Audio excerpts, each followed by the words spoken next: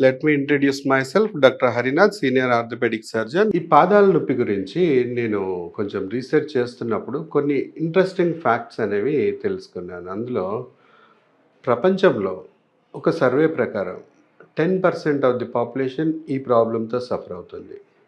మన ఇండియాలో general population పైనైతే ఏ survey జరగలేదు కానీ, ఎక్కువగా నిలబడి ఉండే ప్రొఫెషన్స్‌లో ఉన్న వాళ్ళపైన సర్వేలు జరిగినట్టుగా ఉన్నాయి.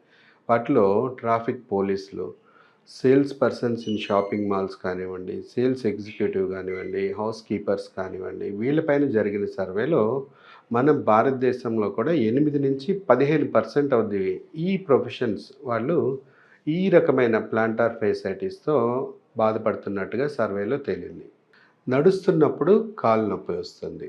అందులో కూడా ప్రొలాంగ్డ్ రెస్ట్ తర్వాత అంటే నిద్రపోయి నడిచినప్పుడు కానివ్వండి, డే టైమ్‌లో ఒక గంట కూర్చొని లేసినా, ఒక గంట పడుకొని లేచినా, మొదటగా వేసే కొన్ని స్టెప్స్ ఒక 10-15 స్టెప్స్ పెయిన్‌ఫుల్‌గా ఉంటున్నాయి. తర్వాత కొంచెం ఫ్రీ అవుతుంది అని చెప్తూ ఉంటారు. సో, ఈ కండిషన్ సివియారిటీ పెరిగే కొద్దికి ఈ రకమైన వేరియేషన్ కూడా లేకుండా నిలబడ్డంత సేపు కూడా పెయిన్ వస్తూ ఉంటది. అసలు ఈ కండిషన్‌లో ఈ ప్లాంటార్ ఫేసైటిస్‌లో ఏం జరుగుతుంది అంటే నేమ్‌లోనే ఉంది. ప్లాంటార్ ఫేసైటిస్ అంటే ప్లాంటార్ ఫేషియా అనే లేయరు వాపొస్తది. What is this plantar fascia? Plantar fascia అంటే పాదం కింద బరువు మోయటానికి డిజైన్ చేయబడిన thick, smooth, stretchable fibrous tissue ఇది. ఈ రకమైన ప్లాంటార్ ఫేసైటిస్ కండిషన్‌లో ఈ ఫైబ్రస్ బ్యాండ్ అనేది వాపు రావటం జరుగుతది. అండ్ వాపు రావటం వల్ల ఇది దీని ప్రైమరీ క్యారెక్టర్ అయిన స్ట్రెచబిలిటీని కోల్పోతది.